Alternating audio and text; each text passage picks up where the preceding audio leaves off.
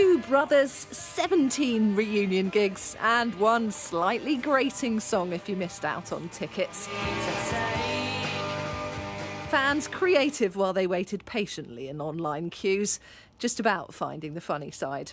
Not since Brexit have friendship groups been quite so divided, with half the countries seeing messages like these. Thankfully, the Lee family, super fans from Solihull, got through.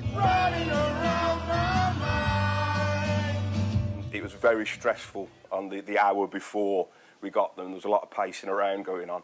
And yeah, sense of relief, sense of excitement. I literally screamed. I was so excited. For many, a case of denial. I feel like this is giving me hope. Anger. Pretty confident this did not work. Bargaining. I'll pay for the ticket, that's fine, but you can camp in my garden. Before depression. It's not looking good either. And eventually acceptance. It's been a long old morning. We'll keep trying, but failing that, we'll probably just stand outside with a couple of cans at Heaton Park, so... Along with hundreds of thousands of others, this is what I got. Work couldn't wait, of course, so the laptop came with me into the studio. I'm now in 2 queues. Fantastic. I'm at 204,806th in line for one of the London gigs on my laptop. And on my phone, on the app, I've managed to get 197. Hours later, the nation finally put out of its misery. Well, what a way to start a weekend. And while the Gallagher brothers may have got over their falling out, this scramble to get tickets has prompted a fair few petulant strops among their fans. I know my brother better than anybody else.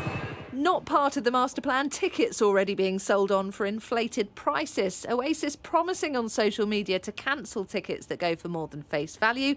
They put in a load of hurdles to stop touts from buying too many tickets, the 4 tickets per household, that general knowledge question on the pre-sales. But then this note later added by X for context, saying in opting for dynamic pricing, the band itself was allowing Ticketmaster to charge more than face value for some tickets.